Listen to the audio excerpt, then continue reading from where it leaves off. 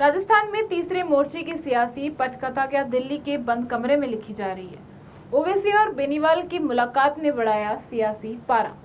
नई दिल्ली में एआईएमआईएम प्रमुख असदुद्दीन ओवैसी और आरएलपी प्रमुख एवं नागौर सांसद हनुमान बेनीवाल की मुलाकात के बाद राजस्थान की राजनीति में चर्चाओं का बाजार गर्म है।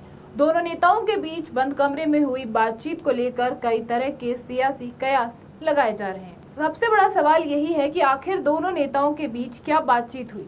क्या ये महज शिष्टाचार की मुलाकात थी या फिर राजस्थान में किसी नए राजनीतिक समीकरण की नींव रखी जा रही है। मुलाकात की टाइमिंग इसलिए भी अहम है क्योंकि प्रदेश में स्थानीय निकाय और पंचायत चुनाव की तैयारियां चल चुकी है।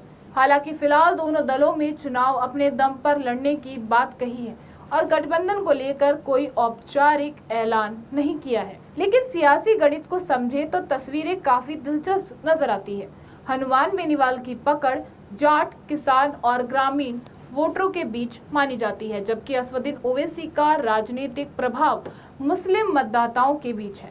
ऐसे में जाट प्लस मुस्लिम सोशल इंजीनियरिंग की चर्चा ने राजस्थान की राजनीति में नई बहस छेड़ दी है।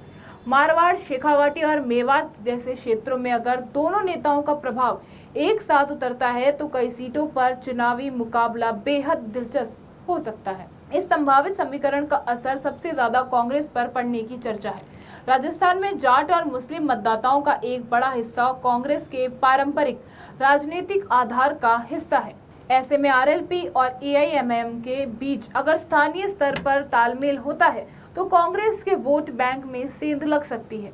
वहीं भाजपा के सामने भी कई सीटों पर नया राजनीतिक मुकाबला खड़ा हो सकता है। और बात अब सिर्फ पंचायत निकाय चुनाव तक सीमित नहीं है। राजस्थान में लंबे समय से तीसरे मोर्चे की मजबूत जमीन तलाशने की कोशिश होती रही है।